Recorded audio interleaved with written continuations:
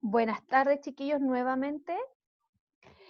Como les decía adelante, esta vez estamos en nuestra clase de diferenciado de física. El objetivo del día es comprender lo que es la inercia rotacional y los ejemplos donde se puede ir produciendo. Ya mi presentación es bien escrita, así que quiero que vayamos leyendo todo, pero sacamos lo más importante. El año pasado, cuando nosotros estábamos en segundo medio, hablamos mucho de lo que era inercia. ¿Ya? Y si uno le pregunta, la gente te dice, no, hice esto por inercia. Como que tuvo un actuar intuitivo. No se percató de lo que estaba haciendo. No, por inercia. Yo pasé de largo ni me fijé. Pero la inercia no tiene que ver con eso, ¿ya? La inercia tiene que ver con una propiedad de los cuerpos, que tiene una condición en particular. Si el objeto está quieto, va a mantener ese estado de quietud. O si está en movimiento, va a mantener ese estado de movimiento hasta que haya una fuerza externa que cambie. Entonces, por ejemplo, si nosotros nos imaginamos que vamos en carretera, ¿cierto? Nosotros vamos viajando por una carretera hacia el sur, y yo tengo mi auto a 100 kilómetros por hora, ¿cierto? Y vamos en carretera, así como dicen los que manejan, como en el auto, así como en crucero que le llaman ellos. Yo voy a seguir a la misma rapidez hasta que haya algo que a mí me diga, oye, detente o acelera. Por ejemplo, cuando voy a entrar a un peaje. Obligadamente no puedo seguir a 100 y pasar de largo, pues si no dejo la media escoba. Estoy en la obligación de ir frenando, ¿cierto? Detenerme para luego continuar, ¿verdad? En este caso vamos a imaginarnos nosotros como el objeto del vehículo. Cuando el vehículo va a una misma rapidez durante mucho rato, él va en un momento de inercia. Imaginémonos que es un objeto sólido. ¿Qué pasó? ¿Cuál fue la fuerza externa que le modificó su estado? El peaje, porque lo obligó a ir deteniéndose. En cambio, si nosotros estamos durmiendo, nosotros nos acostamos en la noche, nos quedamos dormidos. Nuestro cuerpo, uno dice, está inerte, porque estamos dormidos, nosotros entramos en un sueño y no nos movemos, ¿verdad? Imaginémonos que podemos tener un estado de inercia nosotros. Cuando estamos quietos en nuestra cama, ¿de qué manera cambiamos este estado cuando hubo un estímulo externo? Por ejemplo, el despertador. Sonó la alarma y yo desperté. Me sacó de mi estado de dormir y me trajo a este nuevo estado de despertar. Algo similar pasa con la inercia. La inercia es algo que los cuerpos tienen, que si está quieto, él va a seguir quieto. Y si se estaba moviendo, él va a continuar con este movimiento hasta que pase algo que diga, oye, modifícate. También podemos reconocerlo como una resistencia. Yo no quiero cambiar mi estado. Estoy quieto y quiero seguir quieto. O me estoy moviendo y quiero seguir en movimiento. Entonces la inercia también va a ser cuánto yo peleo en una cierta palabra. Imaginemos una palabra como común para que se entienda. Cuánta resistencia yo pongo a que me cambien el estado. Esto se explicó el año pasado como la primera ley de Newton, el principio de inercia, ¿ya? Entonces nosotros lo vamos a tomar, pero en un contexto que estamos en movimiento rotacional. Entonces, pensemos que tenemos dos objetos, uno de mayor masa que el segundo. Entonces aquí quiero que ustedes usen la imaginación conmigo. Vamos a tener un camión y vamos a tener un auto.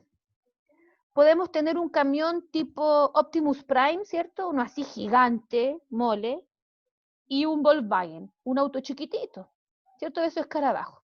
Así, un auto grande, una cuestión gigante y uno chiquitito. Si los dos vienen en carretera moviéndose, y yo, ¿cierto? Nosotros somos una persona superhombre, somos Superman, y vamos a detener estos vehículos, ¿verdad?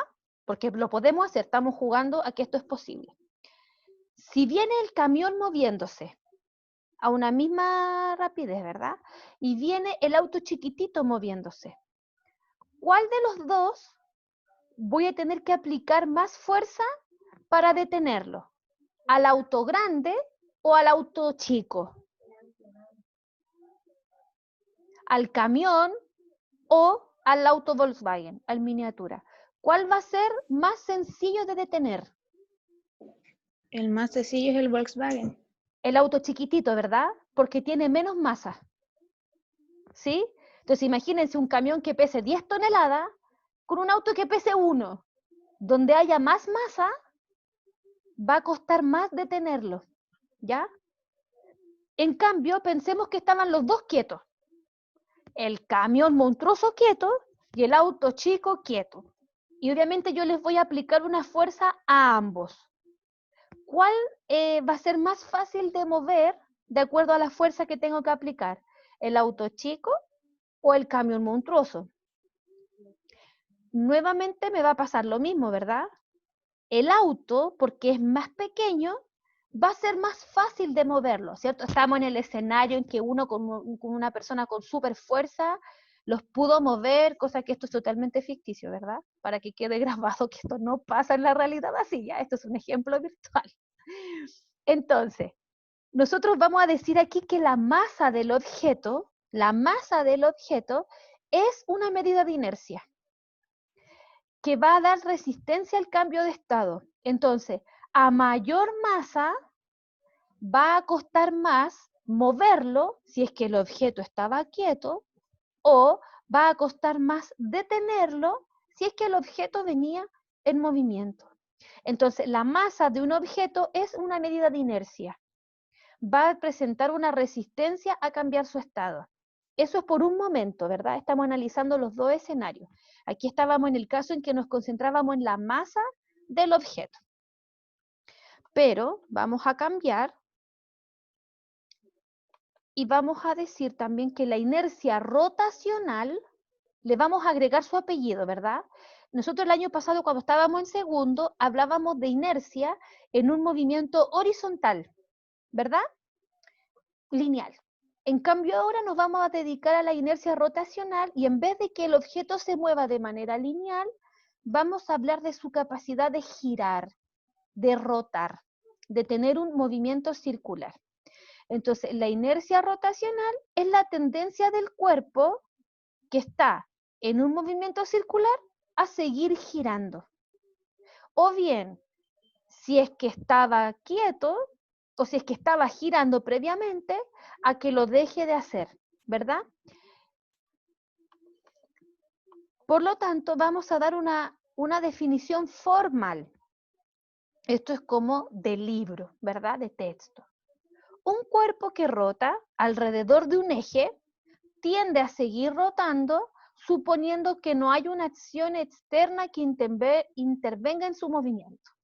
Entonces, siempre la inercia va a estar relacionada con que un objeto está en giro sobre un eje de rotación. Esto va a ser súper importante que lo anotemos. El eje de giro va a ser muy importante porque me va a indicar ciertos elementos, ¿ya? Un cuerpo que rota tiende a seguir en rotación.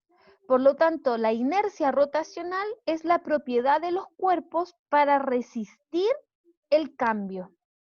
Cuando yo estoy con inercia, digo, estoy girando y no quiero detenerme. O estoy quieto y no quiero moverme. ¿Ya? Pero es una propiedad del cuerpo. ¿Ya? Es algo que el objeto posee. Cuando el objeto comienza a girar, él quiere mantener ese estado. No quiere dejar de hacerlo. ¿Ya? ¿De qué va a depender la inercia? Va a tener una relación con su dimensión geométrica, ¿ya? Su masa, la masa del objeto, y la forma como esté distribuida la masa en torno al eje de giro. Van a haber objetos que si están más lejos o más cerca, va a cambiar su momento de inercia, ¿ya? Va a ser que vaya a ir variando, ¿ya? Por ejemplo, en el circo de las personas, ¿cierto? Donde obviamente no hay animales, ¿cierto? Somos pro animales. El malabarista, o no sé si ustedes pudieron ver un video que estuvo en la red hace un par de semanas, fue así como top visita, de un caballero que cruzó un par de cerros, no quiero decir los Alpes porque no lo recuerdo, pero atravesó como 1 kilómetro más o menos a unos 2000 metros de altura. Era una cosa, yo no pude ver el video porque me dio vértigo de solo verlo. De imaginarme el escenario fue terrible. Y él cruzó en bicicleta, en una cuerda. Y en vez de ir afirmando la bicicleta, él iba afirmando una barra, una viga, y iba haciendo equilibrio. Y si ustedes se fijan, la posición de las manos donde él sostenía la viga hacía que él mantuviera el equilibrio y pudo cruzar esta cuestión. Obviamente no es para que nadie lo haga, por si acaso, por favor, pero los malabaristas, los circenses, aplican este principio de inercia. Aunque yo no sé si ellos dicen, oh, esto fue inercia rotacional, soy súper seco, no tengo idea. Pero indistintamente lo ocupan porque ellos practican y de acuerdo a donde colocan la mano alrededor de la viga, es si mantienen el equilibrio o no. Para eso más o menos me sirve a mí la inercia, porque me da la referencia. El lugar del giro hace que yo pueda, porque donde ellos toman la viga, hace más difícil que esto gire, que me resbale, que pierda el equilibrio, ¿ya? Es algo sumamente curioso, pero es muy interesante de verlo, ¿ya? Entonces, ¿de qué va a depender la inercia? De la forma del objeto, de la masa del objeto y del eje de giro respecto de la masa, ¿ya? Esos son los 3 elementos. Entonces ahora nos vamos a ir con el concepto. La inercia aumenta a medida que la distribución de la masa se aleja. Por lo tanto, costará más hacerlo girar. ¿Qué quiere decir esto? Imaginémonos el escenario. Esto que está aquí es la viga que estoy sosteniendo, ¿verdad? Si yo como equilibrista pongo mis manos en las orillas, me alejo del centro de giro, porque el centro de giro soy yo, ¿verdad? Yo soy la vertical. Me alejo, va a ser más difícil que esto rote. Por lo tanto, voy a poder mantener el equilibrio. En cambio, si yo lo tomo muy cerca del eje de giro, esto pierde el equilibrio más fácil. Por lo tanto, no hay tanta inercia. Entonces, mientras más lejos esté del eje de giro, mayor inercia va a haber. Más va a costar que el objeto gire, ¿ya? Que lo hace buenísimo para mantener el equilibrio. Y al revés, si sostengo o la masa está más cerca del eje de giro, va a ser más fácil que esto pueda hacerlo girar. ¿Ya? Fórmula. Introducimos una nueva fórmula. No, enano, cuidado. La inercia para un objeto, un sistema, ¿ya? Porque vamos a ver que se separan en 2 momentos, va a estar en la relación dada por la masa del objeto y el radio al cuadrado desde el centro de giro, ¿ya? Nosotros siempre vamos a tener que tener muy claro cuál es el eje de giro.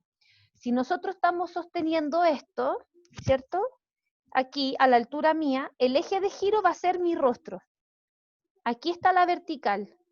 Entonces yo tengo un lado izquierdo, un lado derecho, ¿ya? Siempre va a ser importante que ustedes puedan reconocer, porque el eje de giro, dependiendo de dónde se ubique, hace que un objeto tenga mayor o menor inercia respecto del otro, ¿ya? Lo vamos a ver con un ejemplo. Entonces, la fórmula que yo voy a trabajar es la masa del objeto por el radio de separación al cuadrado. La inercia se nombra con una I mayúscula de inercia y se mide en kilogramos por metro cuadrado. ¿Ya? Esta es la nueva fórmula que nosotros vamos a introducir al trabajo. ¿Por qué digo de esta manera a nuestro banco de fórmulas? Porque más adelante vamos a hablar de momento angular, vamos a hablar de torque rotacional y todo esto tiene relación con la inercia, todo. Hoy día estamos sentando la base para lo que viene más adelante. Así como todas las pruebas anteriores, los conceptos de frecuencia, periodo, rapidez lineal, angular, etcétera, eran fundamentales para entender lo que era la aplicación del MCU, las poleas, todo. Hoy día el concepto de inercia es la base para todo lo que viene. Momento angular requiere de inercia, torque requiere de inercia. Entonces, si hoy día tomamos este concepto como nuestra nueva base, va a ser más fácil ir construyendo los siguientes aprendizajes, ¿ya? Por eso es súper importante la clase de hoy. Vamos a tener un sistema de objetos. Un sistema de objetos, dice, es un objeto físico que yo lo considero como si fuera uno solo. Voy a tomarme de un ejemplo. Ustedes han visto los cotonitos, ¿verdad? ¿Cierto? Es una vara muy delgadita que tiene doble algodón en las orillas, ¿verdad? Ese ejemplo, ese cotonito, es un ejemplo muy útil para entender el sistema de objetos. En un sistema de objetos vamos a tener dos extremos que van a tener una cierta masa, sobre el cual yo voy a poder hacer un estudio, ¿ya? Dice, tienen toda su masa concentrada en uno o el otro punto y que giran con la misma rapidez angular a la distancia de giro. ¿Ya? Entonces van a tener la misma rapidez angular en el momento. Se considera cuando el eje de giro no atraviesa al objeto, ¿ya? O sea, necesito de algo como un anexo. Este símbolo que está aquí significa la sumatoria. Y usted me dice, pucha, profe, yo no entiendo, ¿a qué se refiere esto? Súper simple. Me refiero a que si el sistema de objetos, en vez de tener una esferita, tiene dos, yo debo calcular la inercia para cada pedacito y sumar. Y si tiene 5, yo debo sacar la inercia de cada pedacito y al final sumar todo. No puedo desde ahora. ¿Cómo le hago al medio? No, está bien ahí, está bien ahí. Perdón, ese fue un impasse. Entonces, el objeto sumatoria quiere decir que si yo tengo más de un objeto, debo hacer esta fórmula la cantidad de veces que me lo pida para dar con el resultado. Ya, quiero mostrarles todas las definiciones. Yo creo que ya la próxima clase vamos a partir con un ejercicio desde aquí, antes de avanzar a lo que viene. Entonces, ese símbolo ustedes lo pueden anotar y escriban abajito. Se ocupa para calcular la inercia total cuando los objetos son más de uno. En forma bien simple. Si el objeto son 5, nosotros vamos a hacer la inercia 5 veces. De hecho, lo vamos a hacer al tiro. Lo vamos a hacer, estamos en vivo. ¿Cierto? Vamos a tener esta imagen. No, lo vamos a hacer al tiro, perdón. Ya esto está completamente en vivo. ¿Sí? Atención aquí. Ahí.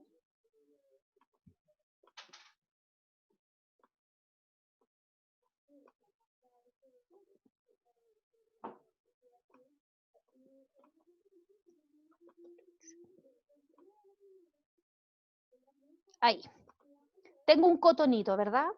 Virtual no quedó tan bonito, pero no importa. Mi eje de giro, voy a decir que va a estar aquí. A la mitad, ¿ok? Entonces, acá arriba vamos a tener el eje de giro. El eje de giro. Está aquí arribita.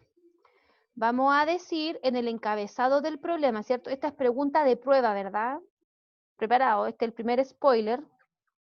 Determine la inercia del sistema si la masa 1 es de 0,5 kilogramos y la masa 2 es de 0,75 kilogramos cuando se unen por una vara de 80 centímetros de longitud y el eje de giro pasa por la mitad. Entonces, pregunta de prueba, ¿verdad? Usted está en prueba, lee esta pregunta y dice, oh my God, ¿cómo lo resuelvo? No se preocupe, yo le ayudo. Tenemos las dos masas, ¿verdad? A mí me dicen que la masa 1, si yo miro mi dibujo, la masa 1 vendría siendo el objeto de la izquierda. Entonces, la masa 1, que está acá abajo, hijo, estoy en clase. La masa 1 es de medio kilo, 0,5 kilogramos, ¿verdad? Y la masa 2, que es la que está a la derecha, es de 0,75 kilogramos. Daniel, por favor. ¿Cierto? Perdón, chiquillos. Me dicen que el eje de giro pasa por la mitad y la longitud de este punto acá son 80 centímetros. Entonces la pregunta del millón, ¿cuál es la distancia de cada radio de giro? En este caso, el radio 1, ¿de cuánto es?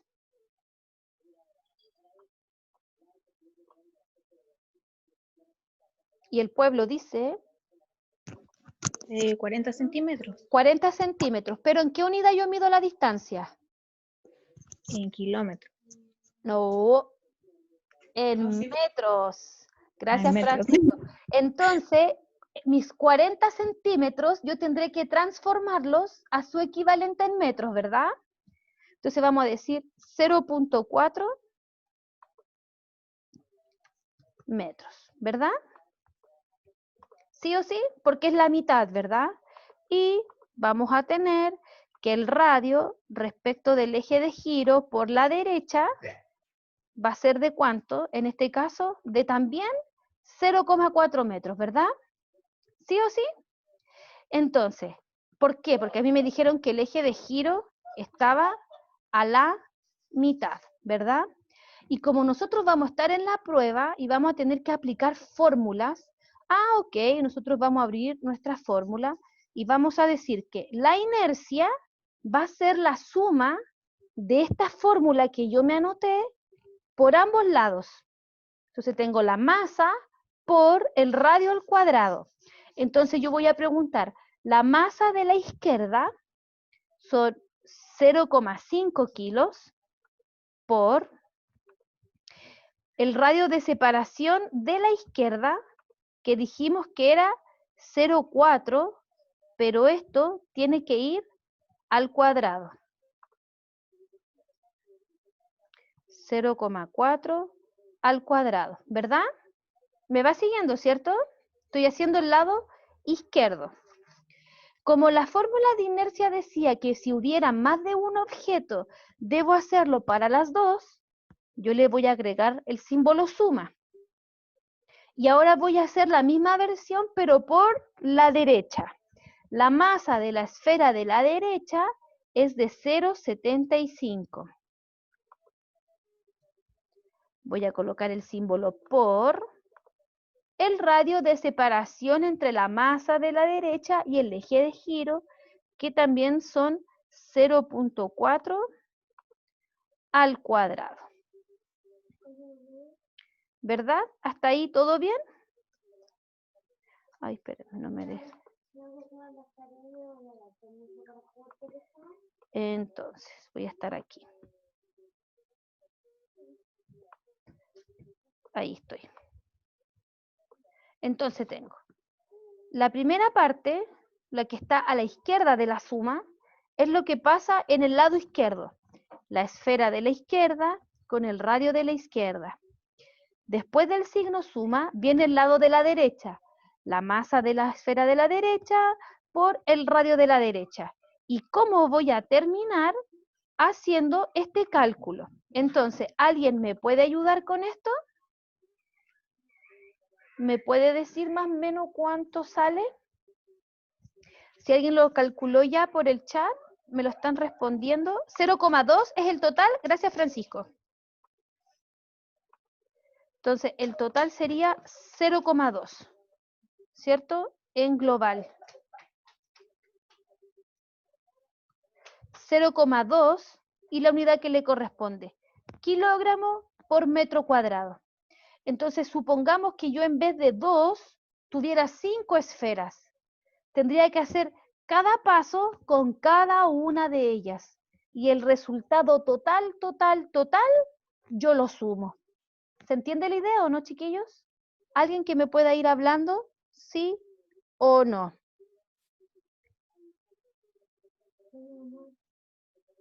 ¿Sí? ¿Dudas hasta aquí?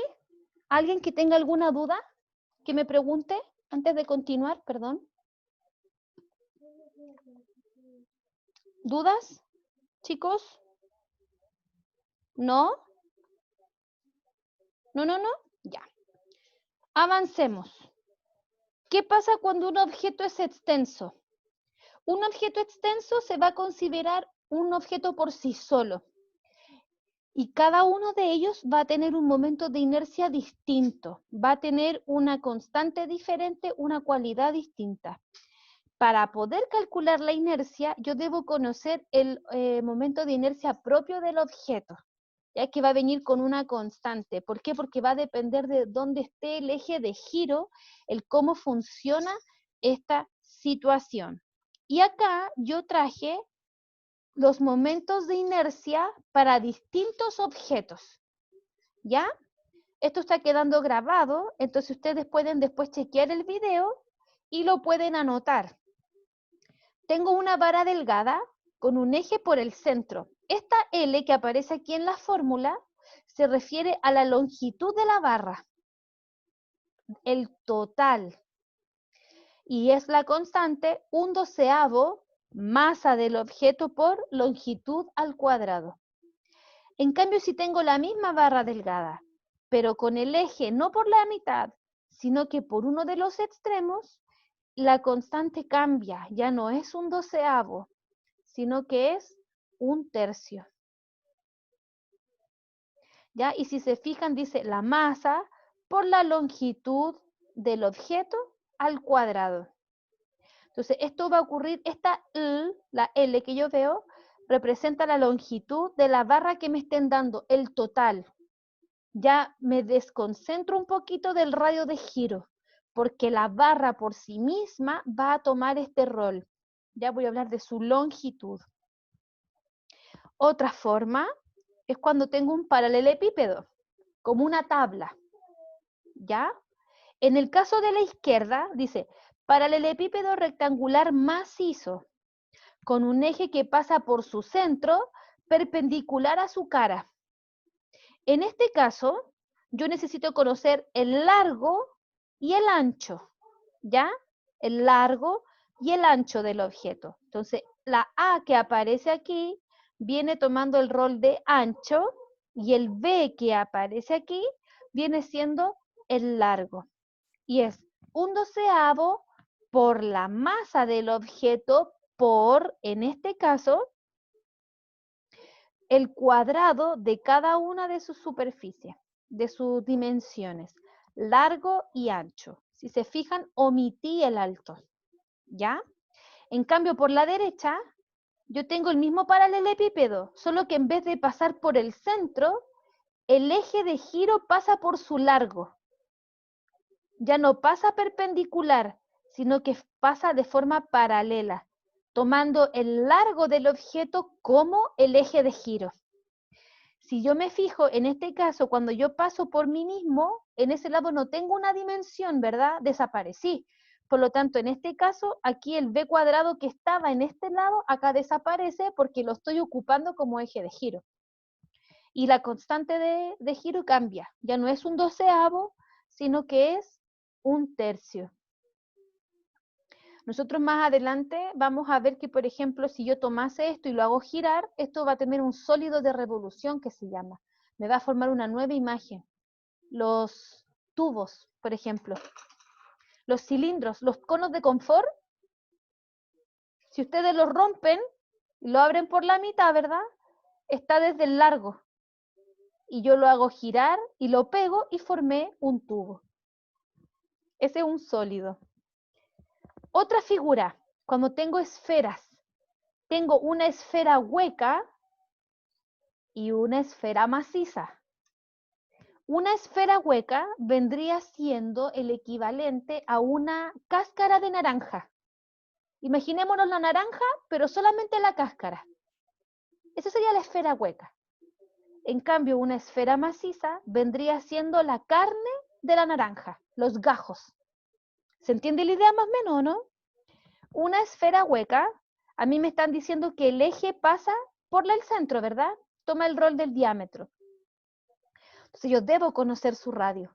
Si a mí me dicen que el diámetro de una figura es de 10 centímetros, es porque el eje de giro es automáticamente la mitad, ¿verdad? 5 centímetros. Y digo, para una esfera hueca es 2/3 y para una esfera maciza es 2/5. ¿Ya? 2/3, 2/5 de la masa por el radio de separación o el radio de giro al cuadrado. Acá tengo un cilindro hueco y un aro delgado. ¿Ya? Este cilindro hueco me está mostrando que hay dos radios. Un radio hasta la circunferencia interior y un radio hasta la circunferencia exterior. Imaginémonos que hay dos circunferencias concéntricas que ocupan el mismo centro. Entonces me forma en este espacio entre medio una distancia. Entonces yo tengo la constante es 1/2 por la masa por el cuadrado de cada radio. Si ustedes se fijan, el radio 1 es más pequeño porque está tomada hacia la circunferencia que está por dentro. Y el radio 2 es mayor porque está pensada en la circunferencia que va por fuera. ¿Ya? Entonces, el cuadrado de cada uno de estos radios. Eso significa el R1 al cuadrado. El primer radio al cuadrado, el segundo radio al cuadrado. En cambio, en un aro delgado, se considera que no, este espacio que está aquí entre las dos circunferencias es tan ínfimo que no hace ningún problema, como que los radios se hacen uno. Y la constante es 1/2 por la masa por el radio al cuadrado. Y finalmente nos vamos a quedar con un cilindro sólido, o también llamado disco. Si a mí me apareciese en una prueba en un disco macizo, cilindro sólido van a ser semejantes, ¿ya? Para ellos, el momento de inercia es 1/2 por la masa por el radio cuadrado. ¿Por qué es importante conocer cada objeto? Porque cuando tengamos nuestra prueba, yo les voy a pedir que calculen la energía rotacional que adquiere un cilindro sólido. Y ustedes me van a decir, ah, pero el cilindro sólido tiene un momento de inercia distinto al de una esfera. Entonces, la energía que adquiere cada objeto va a depender del momento de inercia del objeto que esté mirando. Va a ser fundamental entender este principio, ¿ya? Entonces, conocer los momentos de inercia para cada figura es importante porque me va a permitir determinar la energía rotacional de cada objeto, que es lo que vamos a hacer la próxima clase.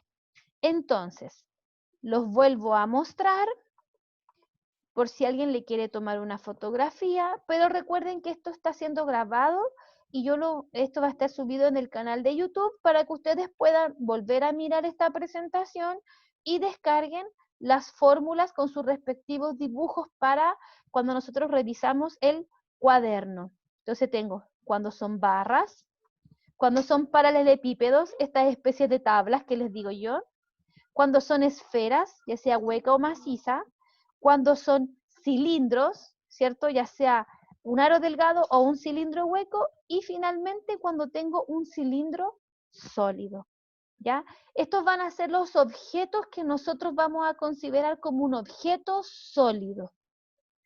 Para cualquier otro escenario, nos vamos a enfocar en el sistema de objetos, que era, como yo les mostraba adelante, como este ejemplo, ¿verdad? Dos esferas unidos por una vara, unidos por un extremo, por algún elemento que tiene un eje de giro situado en algún punto. ¿Ya? La fórmula para la primera es masa por radio cuadrado cuando es un sistema de objetos. En cambio, cuando paso a un sistema de objetos extensos, cada momento de inercia es distinto dependiendo de la figura. Como son muchas fórmulas, dependiendo de cada objeto, nosotros vamos a incorporar estos elementos en nuestro gran formulario resumen que ya debiéramos estar preparando. ¿Ya? Entonces,